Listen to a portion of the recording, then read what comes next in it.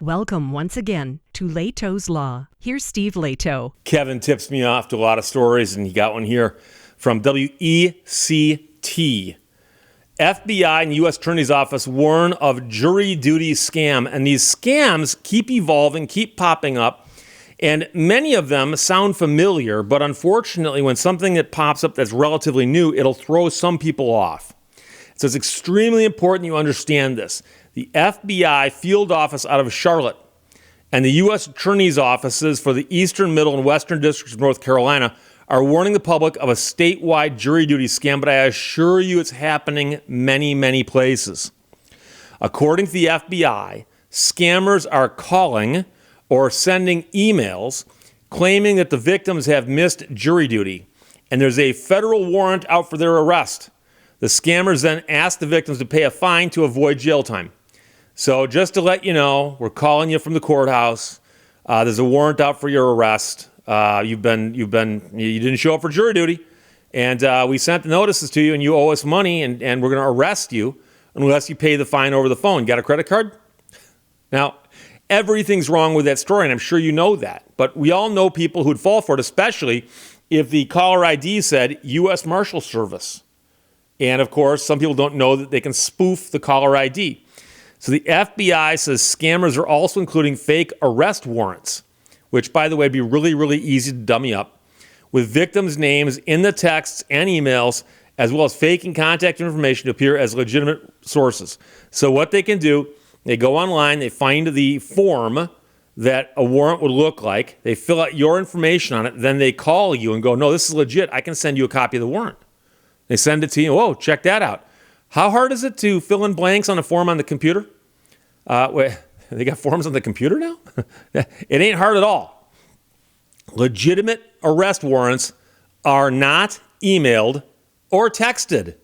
They are served by a law enforcement officer or court official and never include a demand for payment to avoid jail time.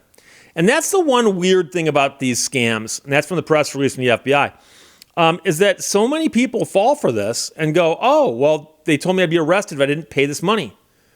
When was the last time legitimately somebody told you you'd be arrested if you didn't pay some money right then and there? Fines are often associated with, traffic tickets, but you don't pay the officer at the side of the road, at least not in the U.S. So the FBI has provided the following tips to avoid scams like this. Be wary of unsolicited phone calls, emails, and texts. If they called you, you don't know who they are. I don't care what you think. Do not give money or personal information to anyone you do not know. If someone calls and says, hey, is this so-and-so? Who is this? Who's calling? Don't confirm that it's you. Don't confirm that it's anybody. Trust your instincts and hang up on callers who make you feel pressured or uncomfortable. By the way, when they call you to tell you that you're going to be arrested, if you hang up on them, they'll probably move on and call somebody else. They probably won't even call you back. Verify the authenticity of legal claims against you with the appropriate law enforcement agency or court officials. So if there was an actual arrest warrant issued for you by the local federal district court, which is highly unlikely, presumably you could call the court and find out. But then here's the scary part. And yes, I had to dig a little bit, but I hit this scary part, and I'm like, oh, because at the bottom of the press release, it says, click here to report scams to the FBI's Internet Crime Center. Okay? And they called it ic3.gov. Internet Crime Center. Click here. So you click there, and it says, welcome to the Internet Crime Complaint Center, which is why it's IC3. Internet Crime Complaint Center. And the very first headline says, scammers are impersonating the IC3. So you go to the correct place, and the first thing it says is, by the way, there are now scammers posing as us. They need to find these scammers. I don't care what country they're in. I don't care if they're at the bottom of the Marianas Trench or the top of Mount Kilimanjaro. Find them and drag them to the U.S. and try them and throw them in prison. This is insane. So scammers are now impersonating the IC3, which is the organization the FBI tells you to go to complain about scammers. The IC3 does not work with any non-law enforcement entity, no law firms or crypto services to recuperate lost funds or investigate cases. So if you get contacted by the IC3 and they say, hey, we're a law firm trying to recover some crypto for you, pay us some money. Yeah, that's not how it works. The IC3 will never directly contact you for information or money. So they won't be contacting you unless you've contacted them and they respond to you somehow or something. And then they say you need to check out for more information. They've got some public service announcements. But they say if you are approached by someone impersonating or claiming to work with the IC3 or find a website impersonating the IC3, please file a complaint with the information. Be sure to include the website link in your complaint. So they're pointing out there are even websites out there posing as the IC3. The Internet Crime Complaint Center is a central hub for reporting cyber-enabled crime. It is run by the FBI, the lead federal agency for investigating crime. For more information about the IC3 and its mission, please see the About Us page on the actual IC3 page, which is ic3.gov. But think about how scary that is, that there's the FBI, and they set up this page to help people who are scammed on the internet, and they already have imitators putting up fake pages to try to scam people who are trying to report scams. It's an enigma wrapped in a riddle.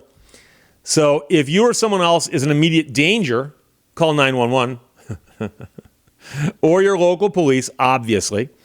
But the IC3 focuses on collecting cyber-enabled crime data. Crimes against children should be filed with the National Center for Missing and Exploited Children.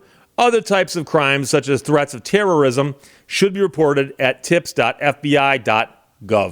But as I've told you before, I've gotten phone calls from people I know very, very well, family members, who've called me up and said, hey, Steve, I think I'm in trouble. I just got a phone call from the IRS. I said, no, you didn't. Huh? Yes, I did. Caller ID said IRS, Internal Revenue Service. They were calling me. I said, that's a scam. It's a well-known scam. I said, you go on the internet, go to the IRS website, and ask, on what occasions will you call me? They'll tell you that they do not initiate contact that way. If you call them and ask them to call you back, they'll call you, possibly. Or if you communicate with them and give them a number and they say, can we call you? They might call you. But they're not going to call you out of the blue and go, hey, you owe us money because we found your Social Security number in a car burning on the Mexican border, and we're about to cancel your Social Security number unless you pay us a fine right now. That phone call is never real. And I feel stupid saying this, except that I've heard from other people since then who've gotten the same phone call. And the good news is I don't know anybody who's been scammed by that. I'm sure by now it's evolved into something else, right? It's the jury duty scam. Yeah, I guess that's probably the new one. But again, for you to get called to jury duty, they would notify you. And they'd usually send you a couple notices. And I believe they'd even send you a notice saying, hey, you missed jury duty. We're going to have a thing called a show cause hearing, or whatever it's called in your state or in your jurisdiction. And the show cause hearing is where you come into court to explain yourself, to show cause why you should not be in trouble with the court. And after that hearing, if the judge ain't buying it, the judge could punish you. The judge could say, hey, how about this? Next time, show up. Or the judge could say, you know something? At least you showed up for this. I got 5 other people who didn't show up for this. But they're going to call you and say you owe them money? No, that's not how it works. So again, you might understand this. You might know this. You might say, Steve, you're preaching to the choir. Here's the deal. I am preaching to the choir. You're the choir. You go home and talk to the family members of the choir, because we've all got someone in our family who doesn't know how the internet works or doesn't know how phones work. I'm talking about cell phones and caller ID being spoofed and so on, okay? And how many bad people there are out in the world. I have a feeling, the joke often is, the first phone call, come here, I need you. The second phone call was, I'm calling about your car's extended warranty. The third phone call is probably on a party line, somebody going, hey, you're about to be arrested. you missed jury duty down at the courthouse. So, no, the weird thing is you didn't hear about those kind of scams back in the day. But nowadays they're too easy to make, especially in bulk. So there you go. So Kevin, thanks for sending it from WECT. FBI and the U.S. Attorney's Office is warned of jury duty scam. It's just the latest thing. Questions or comments, put them below. Let's talk to you later. Bye-bye. Thank you for watching Lehto's Law. We are who we choose to be.